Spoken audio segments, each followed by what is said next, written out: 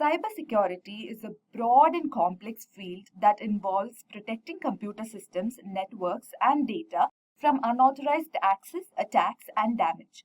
The growing demand for cybersecurity professionals is likely to persist as organizations strive to strengthen their cyber defenses because of the persistent cyber threats. Cybersecurity certificates are important for cyber professionals as they validate skills, open up career opportunities, and contribute to continuous learning and development. And one in demand certification for cybersecurity is the Certified Information Systems Security Professional Certification, that is the CISSP certification. So, the CISSP is a globally recognized certification focusing on various aspects of cybersecurity, including risk management and security policies. It is offered by ISC2, that is the International Information System Security Certification Consortium. Edureka's CISSP certification training course offers the best-in-class training experience to help you obtain the CISSP certification, along with helping you upskill and enabling you to secure well-suited leadership roles in the cybersecurity industry.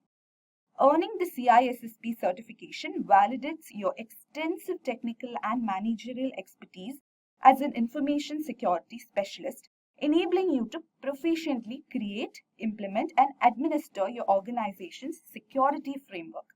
So enroll today and take your career to greater heights in the cybersecurity domain. So before we get started with the topic, please consider subscribing to our YouTube channel and hit the bell icon to stay updated on the latest tech content by Edureka. Also, visit the Edureka website for training and certification courses, the link to which is in the description box below. So the CISSP exam is based on 8 domains. They are Domain 1, Security and Risk Management, Domain 2, Asset Security, Domain 3, Security Architecture and Engineering, Domain 4, Communication and Network Security, Domain 5, Identity and Access Management, Domain 6, Security Assessment and Testing, Domain 7, Security Operations, Domain 8, Software Development Security. So let's get started with the CISSP interview questions and answers video. So Domain 1 is Security and Risk Management. Question 1. Explain the CIA triad. So the CIA triad consists of 3 core principles. They are confidentiality, integrity, and availability. These principles form the basis for designing and implementing security measures to protect information assets. Confidentiality means that information is only available to authorized individuals and entities. It deals with safeguarding data against unauthorized access and disclosure. Integrity ensures that information remains accurate, complete, and reliable throughout its life cycle. It involves protecting data from unauthorized modification. Third is availability. Availability ensures that data is accessible when needed by authorized users. It involves ensuring that systems, networks, and data remain operational and accessible even during failures or attacks. Question 2. What are the steps you need to take for risk management in your organization? There are 5 main steps involved in risk management. They are: identify risks. So this step includes identifying potential risks that could affect the objectives of the organization. This deals with identifying internal and external factors that may lead to threats. Second is access risks. Evaluate the impact of identified risks. This step involves analyzing the probability of each risk occurring and estimating the severity of its impact. Risk assessment techniques such as qualitative analysis and quantitative analysis can be employed here. Third is risk prioritization. So it deals with ranking risks according to their impact to determine which ones require immediate attention for mitigation. And the step 4 is risk mitigation. This step involves developing and implementing strategies to reduce identified risks by taking preventive measures to reduce the likelihood of risks. And step 5 is risk monitoring. This step deals with continuously monitoring the effectiveness of risk management measures. This step involves monitoring key risk indicators and performance metrics to track the status of the identified risks. Question 3. What is privacy? What are the OECD privacy guidelines? So, privacy is the ability of individuals to control access to their personal data and to make decisions about how that information is collected, used, shared, and stored. Personal data must be well protected to comply with current privacy laws and to protect the value of the information and the organization itself. So, the Organization for Economic Cooperation and Development, that is OECD, is an international organization dedicated to establishing international standards and policies as well as finding solutions to social, economic, and environmental challenges. So, some OECD guidelines are collection limitation principle, data quality principle, purpose specification principle, use limitation principle, security safeguards principle, openness principle, individual participation principle, and accountability principle. Question 4.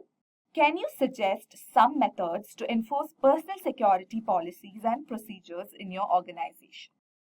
Okay, so first one is candidate onboarding. A new candidate represents a risk to security, and every organization should make sure company security policies, acceptable use policies, and other agreements are reviewed prior to giving a new employee their system credentials. Second one, candidate termination. So prior to an employee leaving, user system access should be disabled and the information about the employee's termination should be conveyed to all relevant parties within the organization. Third is job rotation.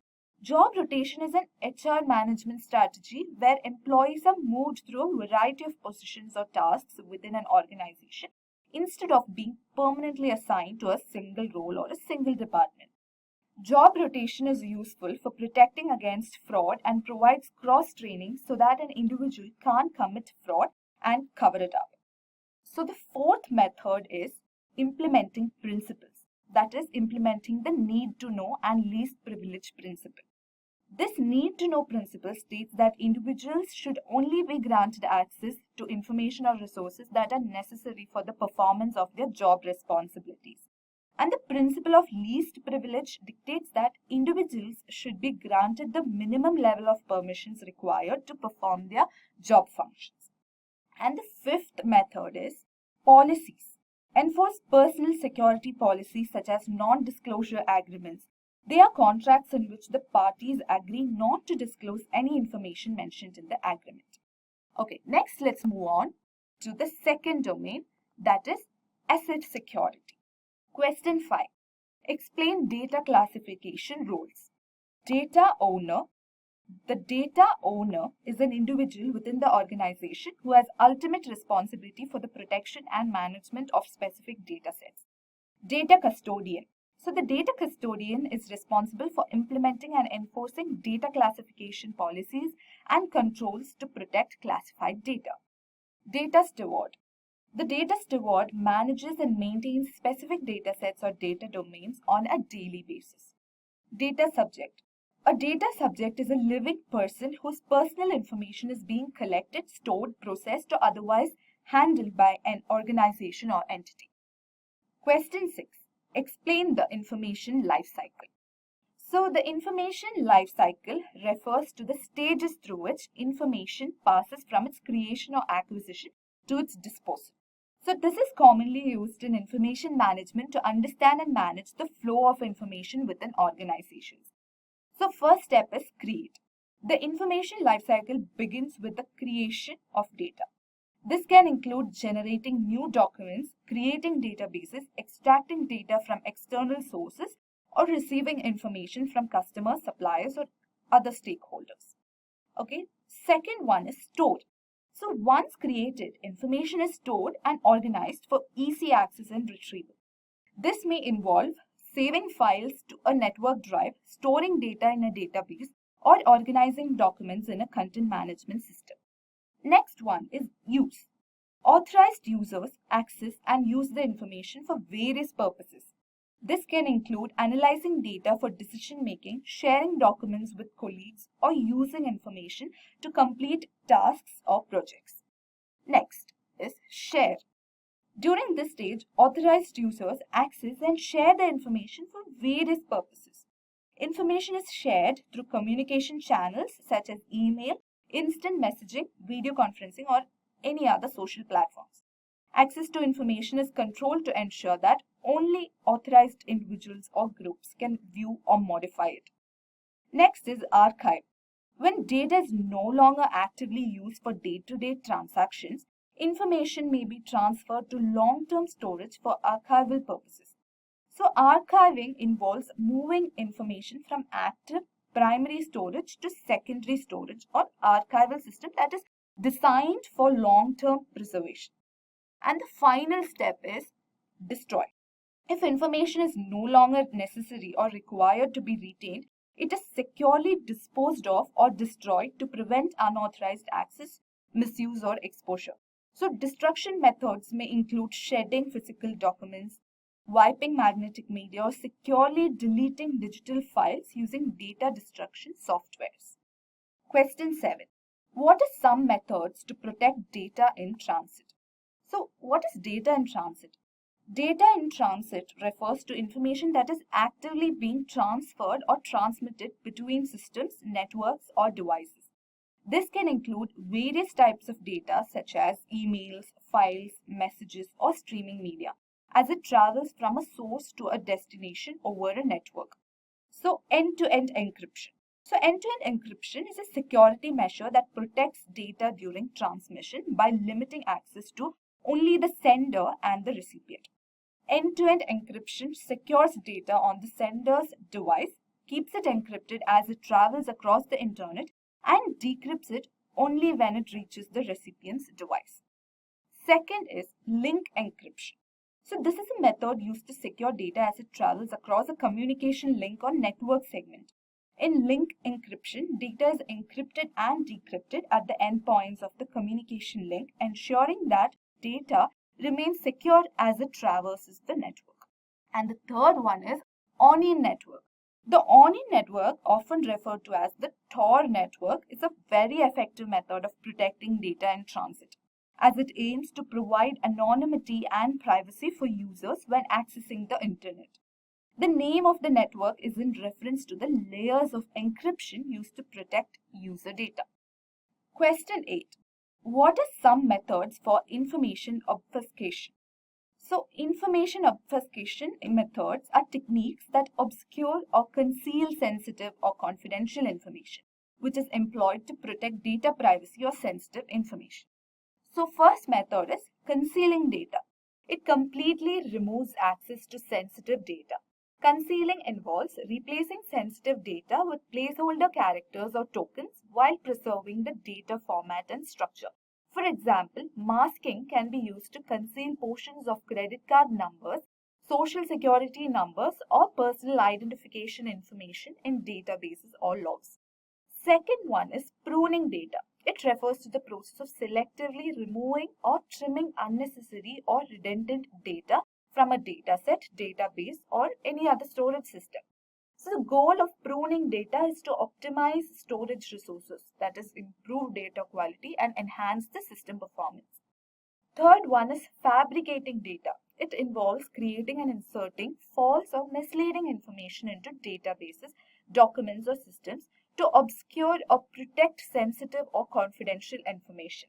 This technique is used to intentionally introduce noise to confuse or mislead unauthorized parties attempting to access or analyze the information. Fourth one is encrypting data. Encryption is the process of converting plain text data into ciphertext using cryptographic algorithms and keys.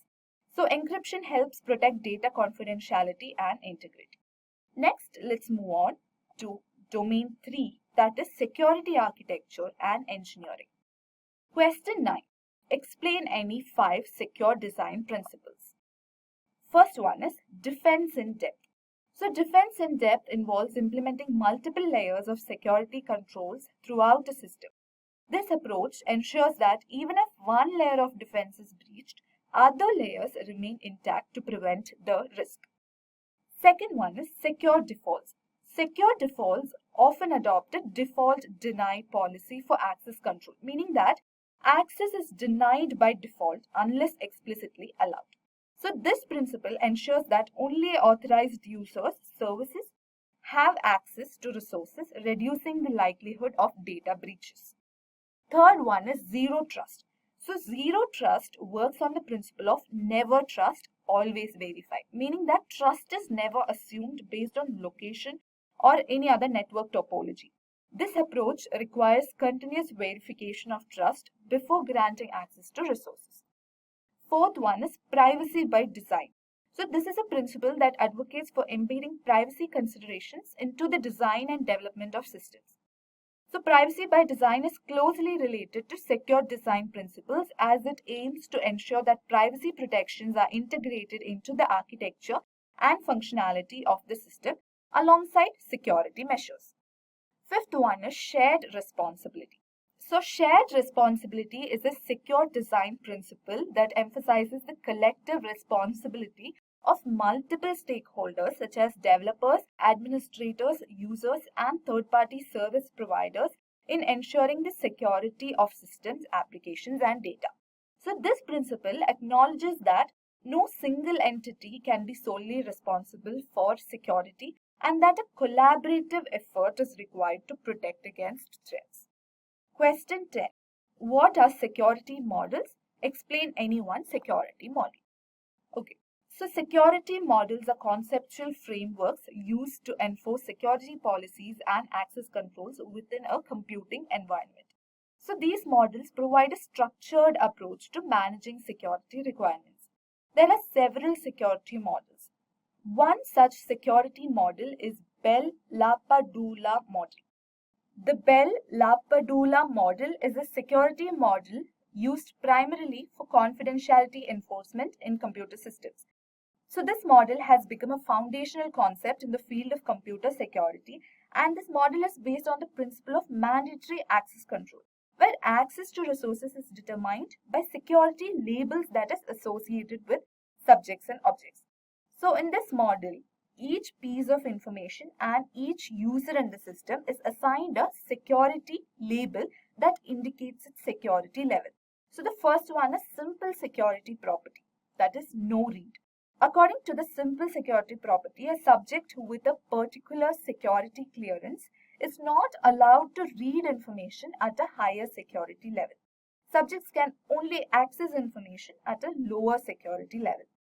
And second one is the star property, that is no write. The star property states that a subject is not allowed to write information to a lower security level. And the third one is strong star property. So the BLP model enforces the strong star property, which ensures that the system is highly secure. The subject cannot read and write the files on the upper layer or the lower layer. Question 11. Explain TCSEC and ITSEC. TCSEC and ITSEC are two evaluation criteria systems for measuring security architectures. So first one is Trusted Computer System Evaluation Criteria. So this is also known as the Orange Book. It is a well-known framework for evaluating computer system security features, and it was developed by the US Department of Defense in the 1980s. And here the classification levels under this evaluation criteria are Class A, that is verified protection, Class B, mandatory security protection, Class C, discretionary security protection, and Class D, minimal security protection. So this Orange Book only measures the confidentiality of single box architectures. Because of these limitations, information technology security evaluation criteria was designed. So the information technology security evaluation criteria is a security evaluation framework developed in the 1980s by several European countries to provide a standardized methodology for evaluating the security features and capabilities of computer systems. So this ITSEC had E levels of assurance. Okay, E levels range from E0 to E6. Question 12. How to reduce risk in mobile-based systems. So mobile device management, that is MDM, and mobile application management, that is MAM solutions help organizations secure mobile devices and applications. So some ways to reduce risk in mobile-based systems are Policy awareness. Use policies like acceptable use and BYOD, that is bring your own device or choose your own device, as well as use personal computers along with proper education, awareness and training. Third one is remote access security. Remote access security is crucial for reducing risks associated with mobile-based systems as it ensures that authorized users can securely access corporate resources and data from remote locations while minimizing the potential for unauthorized access and data breaches. So VPN should be enabled basically. Next one is endpoint security solutions. So MDM provisioned software should be installed on mobile devices to enforce security policies, monitor device health, and detect and respond to security threats on remote devices. And the fifth method is application whitelisting. This can be implemented by organizations to control which applications should be installed on the user's device. Application whitelisting can still be a valuable security measure for mobile devices, helping to mitigate risks associated with unauthorized or malicious software execution. Okay, next let's move on to domain 4, that is communication and network security. Question 13. What are the steps you follow to set up Wi-Fi in your home? Step 1 is choose a Wi-Fi router. So select a Wi-Fi router that meets your internet usage needs. Step 2 is connect the router. Connect the router to your internet modem via Ethernet cable. Most routers have a WAN, that is wide area network port, where you will connect the modem. Step 3 is access router settings. Connect a device to the router's default Wi-Fi network or connect directly via an Ethernet cable. Open a web browser and type the router's IP address in the address bar. Log in to the router's administration interface using the username and password provided in the router's documentation. Step 4 is configure Wi-Fi settings. You can configure the Wi-Fi network name, security settings, and Wi-Fi password. Step 5 is test and troubleshoot. Test your Wi-Fi network to ensure that devices can connect and access the internet reliably. Step 6 is secure your network. Enable additional security features such as guest networks, MAC address filtering, and firmware updates to improve the security of your Wi-Fi network. Question 14. What is the OSI model? So OSI stands for Open Systems Interconnection. The OSI model is a framework that standardizes the functions of a computing system into 7 distinct layers, and each layer serves a specific purpose and interacts with subsequent layers to facilitate communication between devices and systems. So the 7 layers are physical layer, data link layer, network layer, transport layer, session layer, presentation layer, and finally the application layer. Question 15. What are the network attack phases? Network attacks typically involve multiple phases, each designed to achieve specific objectives in compromising the target network or security. Any successful attack will have the following phases. First one is reconnaissance, enumeration, vulnerability analysis, and exploitation. Question 16. What are DOS and DDoS attacks? In a DOS attack, a single attacker or a small group of attackers targets a server, network, or application by flooding it with a high volume of traffic. This flood of traffic consumes the target's resources, causing it to become unresponsive. In DDoS attack, multiple devices known as botnets are coordinated to launch simultaneous attacks against a single target. These devices could be infected computers, smartphones, IoT devices, or servers controlled by the attacker. The coordinated attack amplifies the impact of the attack. Next, let's move on to domain 5, that is identity and access management. Question 17. What are access control services?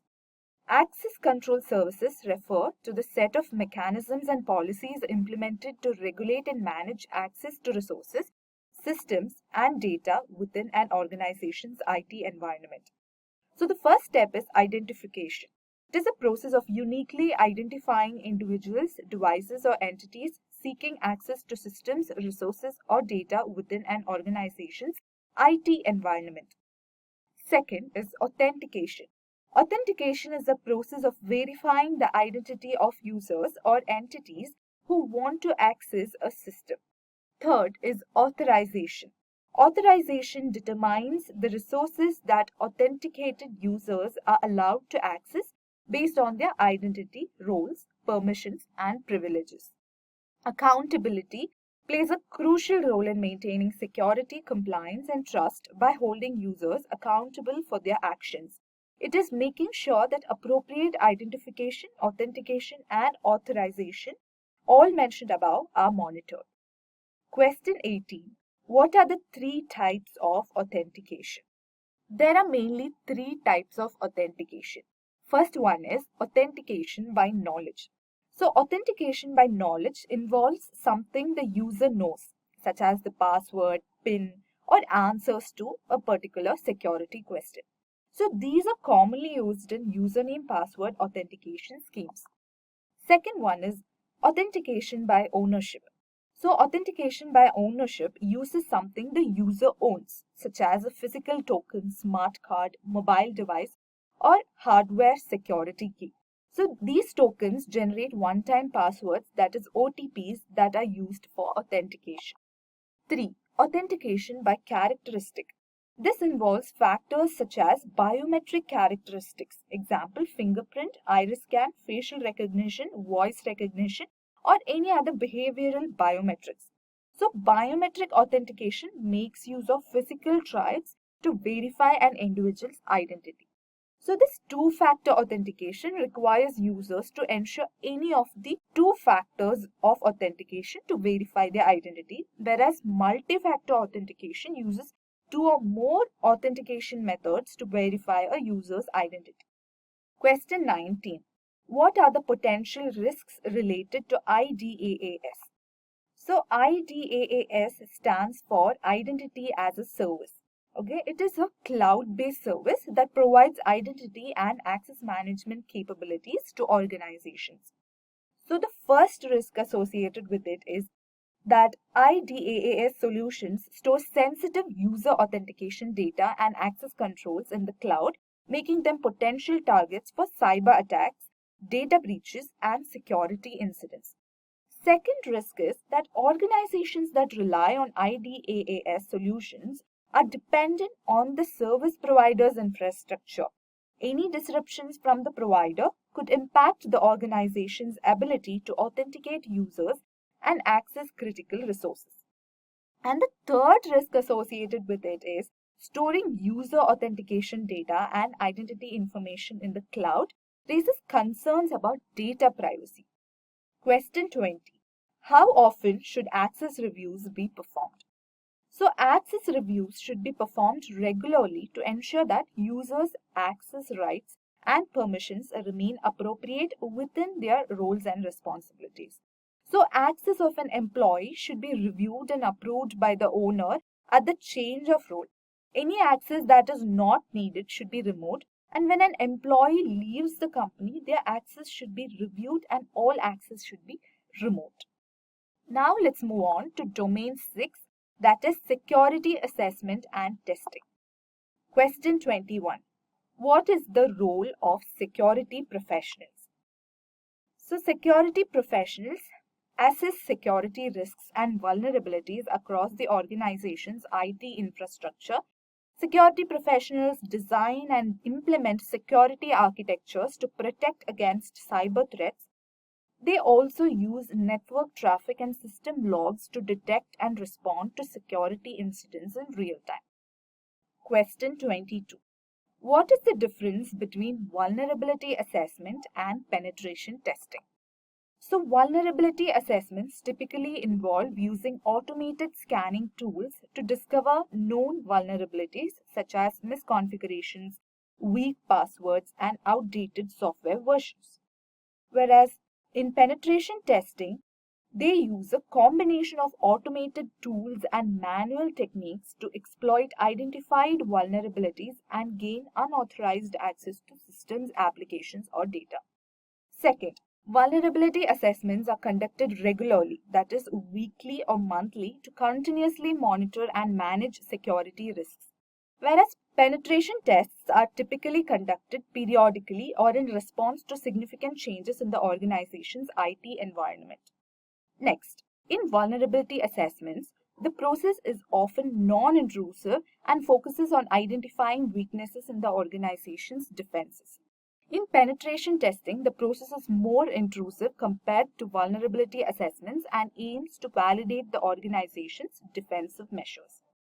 And finally, vulnerability assessments are a cost-effective method of identifying vulnerabilities and make use of standard scanners, whereas penetration testing provides an in-depth analysis of vulnerabilities and uses advanced techniques. Question 23. What is the difference between key performance indicators and key risk indicators? So KPIs are often considered backward-looking or lagging indicators because they assess past performance and provide insights into what has already been achieved. Whereas key risk indicators are considered forward-looking metrics or leading indicators because they provide early warning signs of potential risks and threats that could impact an organization's objectives in the future. These KPIs track the internal performance of an organization, and KRI tracks the internal as well as the external risks.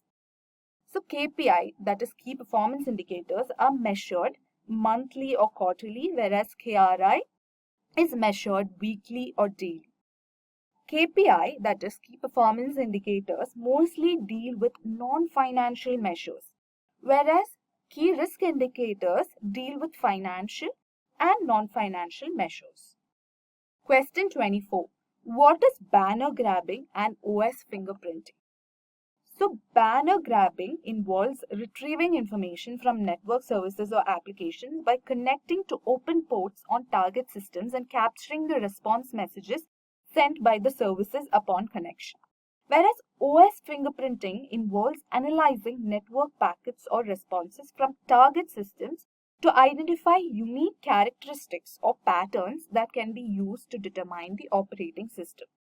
Next, let's move on to Domain 7, that is Security Operations. Question 25. What are the steps included in the forensic investigation process? So, forensic investigation is a systematic process used to collect, preserve, analyze, and present digital evidence related to cyber crimes or security incidents. So, the first step is identification. This phase involves recognizing the occurrence of a security incident or potential breach. Second is preservation. Preservation is critical to prevent the destruction of digital evidence. Collection. Forensic investigators gather relevant digital evidence from various sources such as computers, servers, network devices, storage media, logs, and databases. Fourth step is analysis.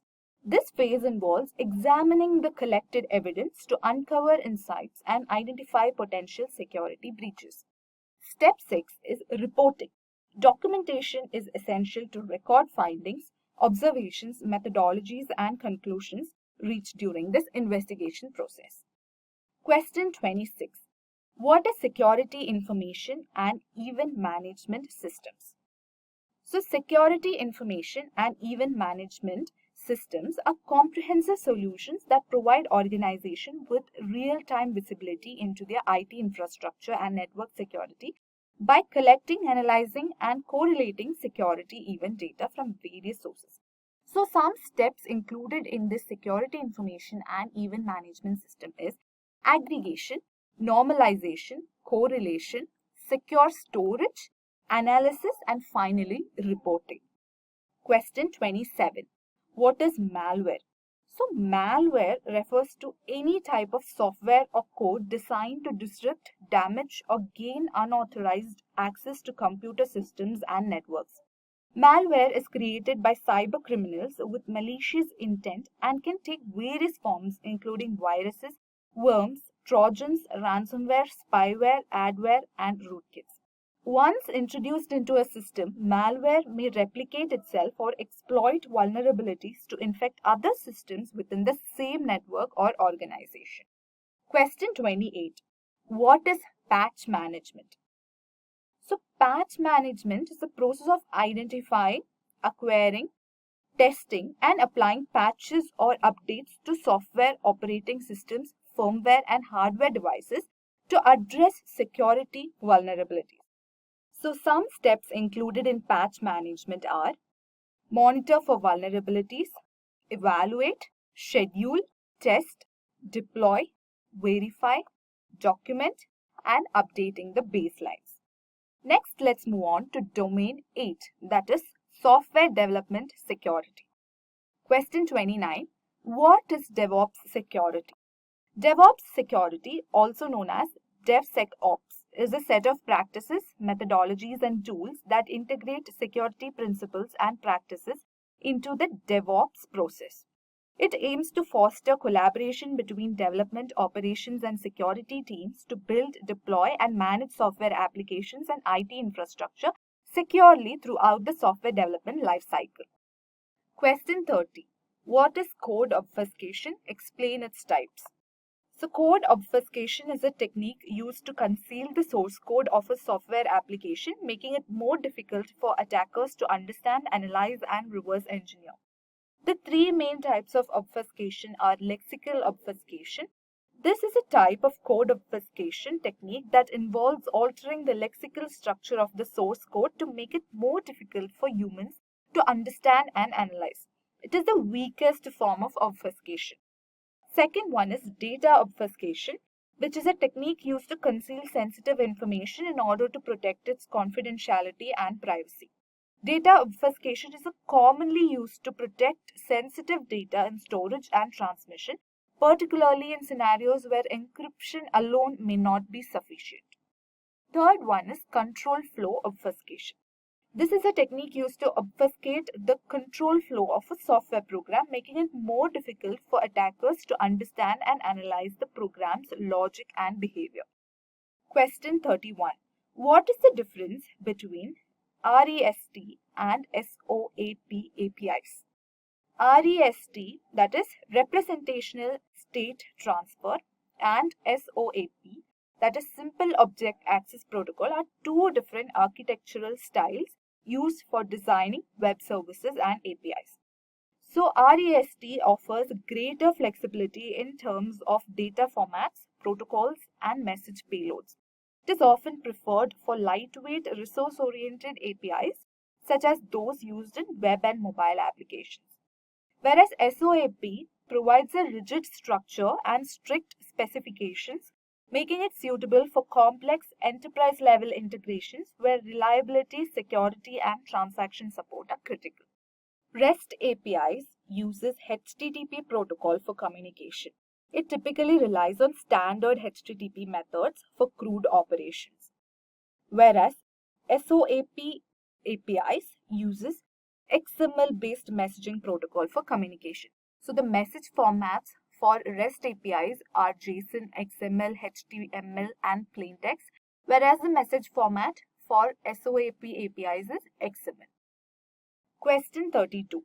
Why do software development vulnerabilities occur? So, software development vulnerabilities occur due to a variety of factors, including human error, programming mistakes, insecure coding practices, design flaws, inefficient testing, and lack of security awareness. So, this brings us to the end of the CISSP interview questions and answers video. This video covers the most common CISSP interview questions broken down according to the 8 domains. I hope you are clear with all the questions and answers. I wish you all the best for your next cybersecurity interview. Make sure to like and subscribe to our YouTube channel. Thank you for watching and keep learning. I hope you have enjoyed listening to this video. Please be kind enough to like it, and you can comment any of your doubts and queries, and we will reply them at the earliest. Do look out for more videos in our playlist and subscribe to Edureka channel to learn more. Happy learning!